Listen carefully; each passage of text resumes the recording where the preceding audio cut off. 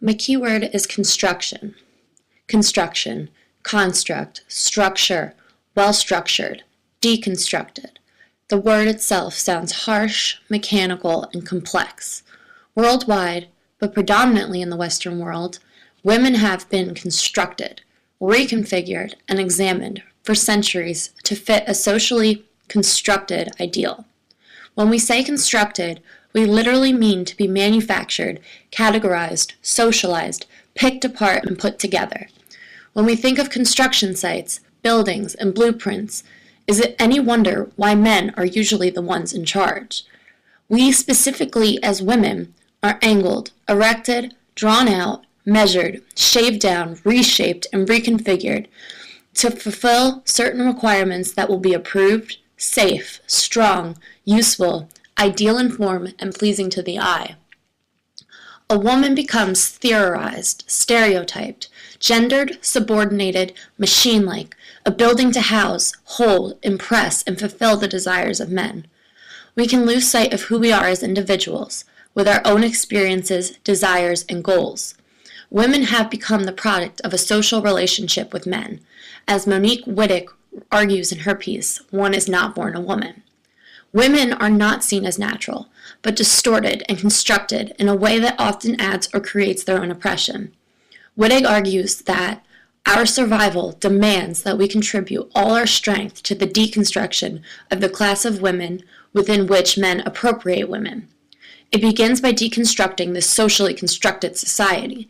This holds true for relationships between men and women and women, men, and all who lie in between those constructed terms. I want to recite a poem by Marge Piercy, a poet, social activist, and novelist. What are big girls made of? The construction of a woman. A woman is not made of flesh, of bone and sinew, belly and breasts, elbows and liver and toe. She is manufactured like a sports sedan. She is retooled, refitted, and redesigned every decade. Cecile had been seduction itself in college. She wriggled through bars like a satin eel, her hips and ass promising, her mouth pursed in the dark red lipstick of desire. She visited in '68, still wearing skirts, tight to the knees, dark red lipstick, while I danced through Manhattan in miniskirts, lipstick, pale as apricot milk, hair loose as a horse's mane. Oh dear, I thought in my superiority of the moment, what has happened to poor Cecile? She was out of fashion, out of the game, disqualified, disdained, dismembered from the club of desire. Look at pictures in French fashion magazines of the 18th century. Century of the ultimate lady. Fantasy, raw of silk and corseting. Panniers bring her hips out 3 feet each way, while the waist is pinched and the belly flattened under wood. The breasts are stuffed up and out, offered like apples in a bowl.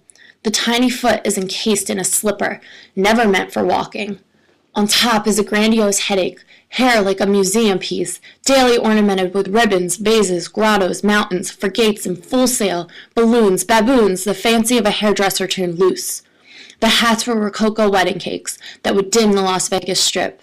Here is a woman forced into shape, rigid exoskeleton torturing flesh, a woman made of pain. How superior we are now. See the modern woman, thin as a blade of scissors. She runs on a treadmill every morning, fits herself into machines of weights and pulleys to heave and grunt, an image in her mind she can never approximate, a body of rosy glass that never wrinkles, never grows, never fades. She sits at the table, closing her eyes to food, hungry, always hungry, a woman made of pain. A cat or dog approaches another, they sniff noses, they sniff asses.